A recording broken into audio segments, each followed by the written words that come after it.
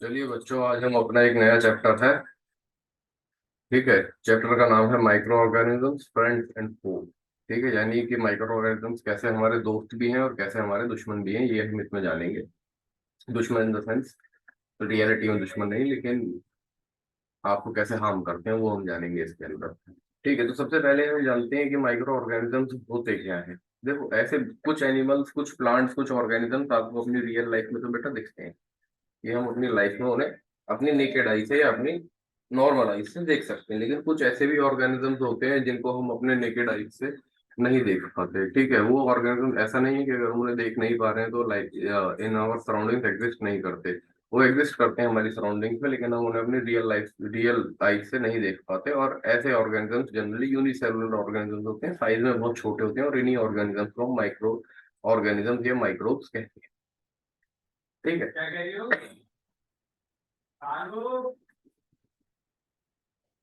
समझे बेटा? तो देखिए, आपने कभी देखा होगा कि व्हाइट ब्रेड के ऊपर ग्रीन ब्लू ग्रेइश कलर की सी एक कोटिंग सी आ जाती है, वो एल्गे होती है, फंगाई होती है। ठीक है, ये भी एक काइंड ऑफ माइक्रो ऑर्गेनिजम्स ही है। ठीक है, यहाँ से आपको एक एक्टिविटी दे रखी है, एक एक्टिविटी दे रखी है। इस एक्टिविटी में क्या कहा है? इस एक्टिविटी में कहा है कि आप वाटर कलेक्ट कीजिए पॉन्ड से, उसे एक ग्लास की स्लाइड करके ऑब्जर्व करिए माइक्रोस्कोप के नीचे। आप देखेंगे उसके अंदर आपको बहुत काइंड ऑफ मूवमेंट दिखाई देगी, और ऐसी मूवमेंट को हम क्या कहते हैं? यही मूवमेंट जो है, ये माइक्रो ऑर्गेनिजम्स की मूवमेंट होती है। अब हम देखते हैं कि कितने टाइप के अलग अलग टाइनी ऑर्गेनिजम्स हम अपनी रियल लाइफ में हमारे सामने होते हैं। अगर हम ब्रॉडली क्लासीफाई करें तो बेटा देखो, इन ग्रुप्स में बांटा गया है, जैसे फंगाई, बैक्टीरिया, प्रोटोजोआ और एल्गे। ठीक है। ठीक है बेटा, तो ये चार टाइप की कैटेगरीज डिवाइडेड है। सबसे पहले हम पढ़ने जा रहे हैं इसका वायरसेस के बारे में। वायरसेस क्या है? Different type of micro organism है। ठीक है, ये लेकिन एक दिक्कत है वायरसेस के साथ। ये वायरसेस क्या होते हैं? उनको सरवाइव करने के लिए एक होस्ट चाहिए होता है। ठीक है, कोई बैक्टीरिया, कोई प्लांट, कोई एनिमल, ऐसे। ठीक है, बिना होस्ट के सरवाइव मल्टीप्लाई नहीं कर पाते ये। रिप्रोड्यूस ही किसके अंदर करते हैं? होस्ट के अंदर करते हैं। जैसा आपको ध्यान होगा, कोविड 19 का जो वायरस था वो इंसानों के अंदर जाके ही सरवाइव कर पाता था, उनको तभी डैमेज करके उनकी बॉडी को तभी सरवाइव कर पाता था, वैसे सरवाइव नहीं कर पाता। तो अगर हम देखें आउटर सराउंडिंग्स में हमारे जो है, ये सरवाइव नहीं कर पाते हैं। बहुत सारी बीमारियां जो हम अपनी डेली लाइफ में देखते हैं, जैसे कॉमन फ्लू हो गया, इन्फ्लुएंजा हो गया, कफ हो गए, सीजन चेंज होने का, ये सब वायरल डिजीज ही कहलाते हैं। कहते हैं ना, मैं वायरल फीवर हो गया, वैसे ही होता है। ठीक है, कुछ सीरियस डिजीज जैसे कि पोलियो और चिकन पॉक्स भी वायरसेस ही करते हैं, और कुछ ऐसी डिजीजेज जैसे कि डिजेंट्री, मलेरिया, ये भी वायरसेस के द्वारा, प्रोटोजोआ जैसा दूसरा यूनिसेलुलर ऑर्गेनिज्म होता है वो करता है। ठीक है, अगर हम अब इसमें आगे चलते हैं, देखिए बैक्टीरिया बेटा कुछ ऐसे लिखते हैं, रॉड लाइक स्ट्रक्चर होते हैं। ठीक है, ये स्पाइरोग्राई, अमीबा, ये पैरामीशियम है, ये ब्रेड मोल्ड है। ठीक। अब देखिए, फ्रेंडली माइक्रो ऑर्गेनिज्म कौन से माइक्रो ऑर्गेनिज्म होते हैं? माइक्रो ऑर्गेनिज्म हम अपने डेली लाइफ में और अदर पर्पसेस के लिए भी यूज करते हैं, ताकि हमारी उसको हेल्प कर सके, क्या कहते हैं, लाइफ को आसान कर सके और हमारी लाइफ में कुछ काम में हेल्प कर सके। जैसे अगर आप देखें, कर्ड खाते हैं, ब्रेड, केक, ये सारी चीजें खाते हैं, ये सब with the help of micro organisms he possible है। ठीक है, ईस्ट के द्वारा ही फर्मेंटेशन करवा के हम ये सारी चीजें बनाते हैं। अब अल्कोहल का भी इस्तेमाल मैनकाइंड बहुत टाइम से कर रही है, ये भी माइक्रो ऑर्गेनिज्म के थ्रू ही बनता है। ठीक है, हमारी सॉइल की फर्टिलिटी को भी माइक्रो ऑर्गेनिज्म इंप्रूव करते हैं। कैसे? जैसे कि आपने देखा होगा, 7th क्लास में आप पढ़ के आए थे लेग्यूमिनियस प्लांट्स के बारे में। लेग्यूमिनियस प्लांट्स में प्लांट्स से बेटा, ठीक है, जिनकी रूट नोड्यूल्स में नाइट्रोजन फिक्सिंग बैक्टीरिया प्रेजेंट होता था, उस बैक्टीरिया का नाम था राइजोबियम। और वो बैक्टीरिया क्या करता था? रूट्स के अंदर नाइट्रोजन फिक्स करता था, क्योंकि ऐसे प्लांट को नाइट्रोजन की जरूरत भी होती है। ठीक है, अपने प्रोडक्शन के लिए, तो उसके लिए उन्हें नाइट्रोजन की जरूरत होती है, और नाइट्रोजन उन्हें कौन प्रोवाइड करता है? उन्हें वो बैक्टीरिया प्रोवाइड करता है। तो इस तरीके से हमारी हेल्प भी करते हैं, मेडिसिन बनाने में भी बहुत हेल्प करते हैं। ठीक।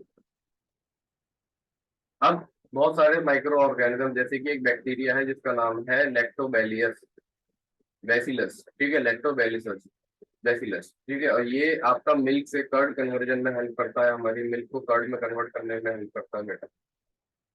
चीज बनाने में, पिकल्स बनाने में, बहुत सारे इंग्रेडिएंट्स जैसे कि रवा, सूजी, इडली, भटूरे, ये कर्ड, ये सब इस बैक्टीरिया के द्वारा ही फॉर्म किए जाते हैं। डोसे का बैटर, ये सब इसी बैक्टीरिया का यूज करके बनाए जाते हैं। देखो जैसे ये क्या कह रहा है, मैदा में ईस्ट पाउडर, और फिर उसको आप थोड़े टाइम बाद देखोगे तो वैसे फूल गई होगी, डो बन गया होगा उसका।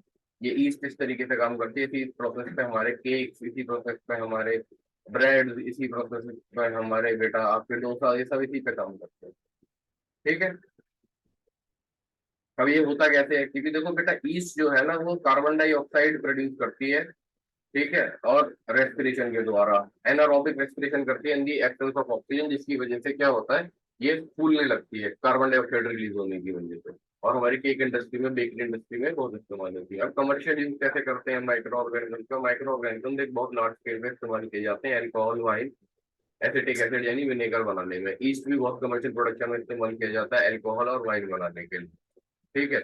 ईस्ट जो है grown natural sugar, natural sugar जैसे आपको मिलती है बेटा बार्ले में, वीट में, राइस में, क्रश फ्रूट जूसेस में, इनके द्वारा इसको, इसको इन अलग अलग कंपोनेंट के द्वारा फर्मेंट किया जाता है, और इन अलग अलग प्रोडक्ट्स के द्वारा अलग अलग तरीके का अल्कोहल बनता है। जैसे कि हम बार्ले और वीट देखते हैं तो इससे विस्की बनती है।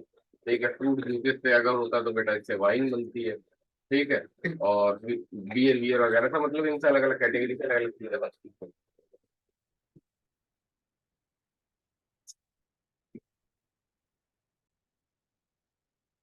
समझे बच्चों?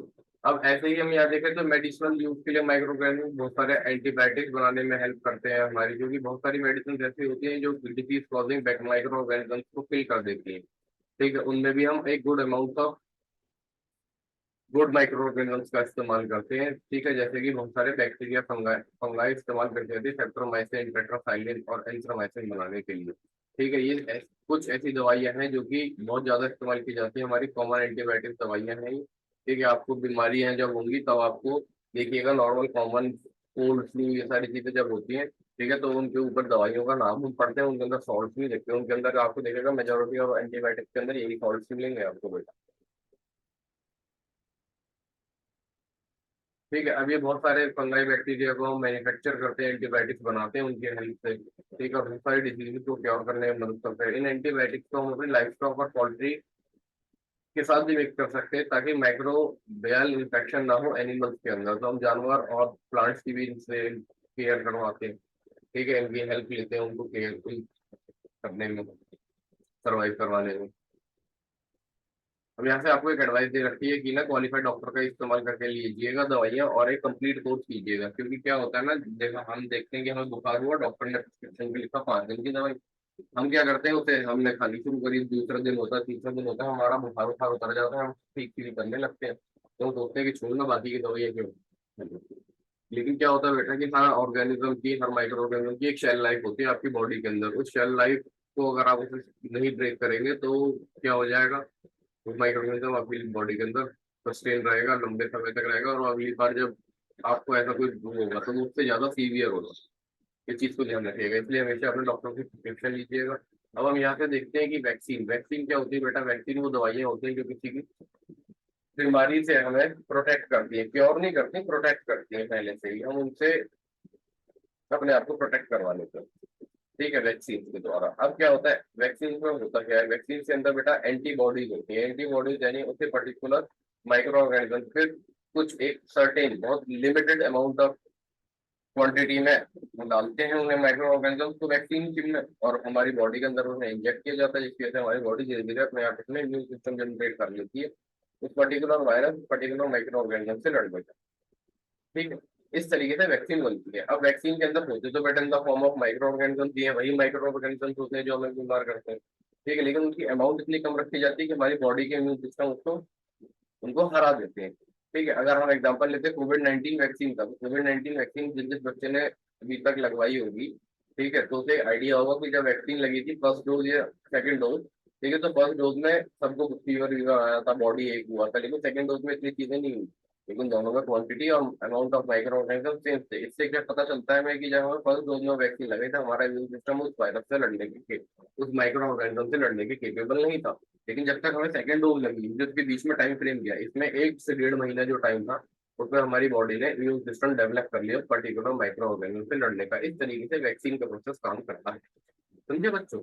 और सबसे पहले एडवर्ड जूनियर एडवर्ड जेनर थे जिन्होंने स्मॉल पॉक्स की दवाई या वैक्सीन बनाई थी 1798 में इसी तरीके से। ये आपके पास एक इनका एग्जाम्पल है। अभी सॉइल फर्टिलिटी भी इंक्रीज कर देते हैं सब। सॉइल फर्टिलिटी यानी कि हमें, जैसे हमने भी थोड़ी देर पहले भी डिस्कस किया था कि कुछ नाइट्रोजन फिक्सिंग बैक्टीरिया होते हैं हमारे एटमोस्फेरिक नाइट्रोजन को, गैस को नाइट्रेट की फॉर्म में कन्वर्ट कर देते हैं। ठीक है, तो इसे बायोलॉजिकल नाइट्रोजन फिक्सर्स भी कहते हैं। उसमें राइजोबियम का नाम सबसे पहला आता है, वो हमारी हेल्प बहुत करता है उसे। ठीक है, हम गार्डन्स में अपने हाउस के आसपास इन सब चीजों में भी इस्तेमाल करते हैं, उसकी हेल्प से ग्रो करते हैं चीजों को।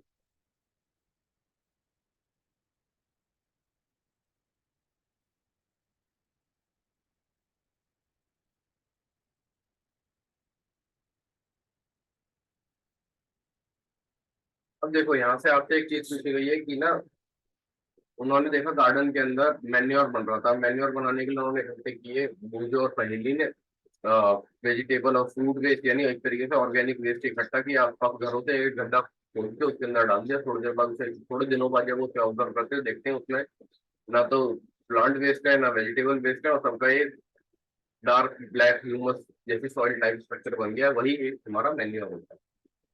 ठीक है, तो ये क्या कह रहा है, एक एक्टिविटी करो, उस एक्टिविटी में यही सेम प्रोसेस आप करो और आप देखो ये सारा कन्वर्जन होता है। अभी सारा कन्वर्जन होता क्यों है, क्योंकि हमारे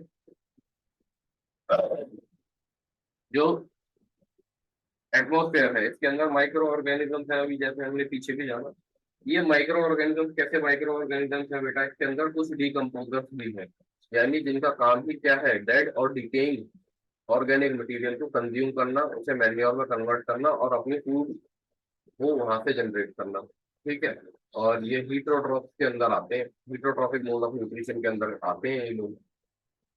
ठीक है, और इसी तरीके से ये कन्वर्ट करते हैं इसको, प्लांट और एनिमल वेस्ट को, किसके अंदर, मैन्योर के अंदर। वर्मी कंपोस्ट जो हम अपने गार्डन में इस्तेमाल करते हैं वो भी ऐसे ही इस्तेमाल किया जाता है। देखिए मैं आपको दिखाने की कोशिश भी करता हूँ, अगर आप लोग देख पाएंगे तो बताइएगा मुझे, है ना। मैं दिखाने की कोशिश करता हूँ आपको।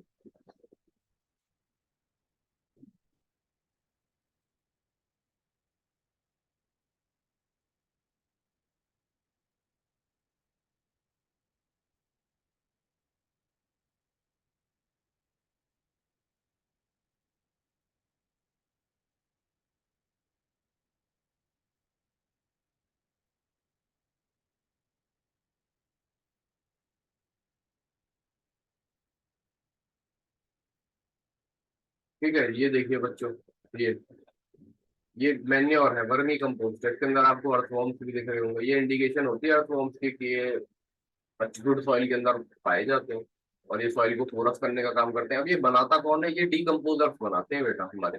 ये देख सकते हैं आप, ऐसे भी बना सकते, फिट नहीं हो सकते तो आप ऐसे ग्रीन बैग्स का भी हेल्प ले सकते हैं। ठीक है, आई बेटा समझ आपको। पीडीएफ, चलिए हम अपनी पीडीएफ पे चलते हैं। पीडीएफ पे अगर हम देखें आगे, तो पीडीएफ पे हम हार्मफुल माइक्रो ऑर्गेनिजम्स के बारे में जानते हैं। हम हार्मफुल माइक्रो ऑर्गेनिजम्स कौन कौन से हैं, हार्मफुल माइक्रो ऑर्गेनिजम्स को हम पैथोजन के नाम से जानते हैं, यानी डिसीज कैरिंग माइक्रो ऑर्गेनिज्म या फिर कैरियर्स ऑफ डिसीजेज भी जान है इनका नाम। ठीक है, जनरली जो हमें माइक्रो ऑर्गेनिज्म, जो हमें बीमारियां होती हैं, ठीक है, वो कम्युनिकेबल डिसीज होती है, यानी एक इंसान से दूसरे इंसान को, यानी इन्फेक्टेड इंसान से इन्फेक्टेड पर्सन से हेल्दी पर्सन को फैलेंगी, जैसे कि cholera, common cold, chicken pox, tuberculosis, ये बीमारी। ठीक है, जब पर्सन किसी चीज से सफर कर रहा होता है, किसी बीमारी से सफर कर रहा होता है, वो स्नीज, छींकता है, खांसता है, उसके वजह से फाइन वाटर ड्रॉपलेट्स, यानी उसके जो माउथ के अंदर जो सलाइवा और ये सब होता है उसकी वाटर ड्रॉपलेट एनवायरनमेंट में आ जाती हैं। उन वाटर ड्रॉपलेट्स के अंदर ये माइक्रो ऑर्गेनिज्म प्रेजेंट होते हैं, और जब कोई हेल्दी इंसान इन्हें इनहेल करता है, इस एयर को इनहेल करता है, वो ये फाइन पार्टिकल उसके अंदर भी जाते हैं और उसे भी बीमार कर देते हैं बेटा। इस तरीके से तो ये बीमारियां फैलाते हैं। ठीक है, अब आप देख रहे होंगे जैसे कि मॉस्किटोज होते हैं, फ्लाइज होती हैं। ठीक है, और आपकी वाटर बॉर्न डिसीजेज में कुछ एनिमल्स होते हैं जिनके ऊपर आप देखेंगे टिक्स लगते हैं, जैसे कि डॉग्स हो गए और मंकीज हो गए। ठीक है, ये कैरी करते हैं डिसीजेज को एक दूसरे से, एक जगह से दूसरी जगह, और इनको हम कैरियर्स ऑफ डिसीज भी बोलते हैं, जैसे कि मैंने आपको अभी हार्डली 1 मिनट पहले बताया। ठीक है, समझ आया। यहाँ से एक चीज और याद रखने वाली है आपको कि ये फीमेल एंडोफिलीज मॉस्किटो होता है, इसके अंदर मलेरिया के पैरासाइट्स होते हैं। और एडीज मॉस्किटो होता है जिसके अंदर डेंगू के वायरस होते हैं। समझे? कह रहा है कि देखो सारे मॉस्किटोज वाटर के अंदर ब्रीड करते हैं तो हमें वाटर कनेक्ट नहीं होने देना चाहिए, लेकिन एक चीज ध्यान रखिएगा, डेंगू का मच्छर साफ पानी के अंदर भी ब्रीड कर देता है, ये सिर्फ पानी चाहिए। ये बहुत इंपॉर्टेंट टेबल है बेटा, इसको बहुत अच्छे से याद रखना कि कौन सी बीमारियां किस टाइप ऑफ माइक्रो ऑर्गेनिज्म से होती है, किस एक टाइप से क्या होती है, ट्रांसमिट होती है। समझे?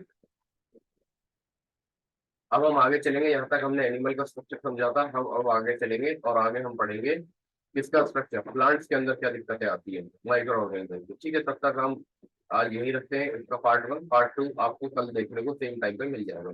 धन्यवाद।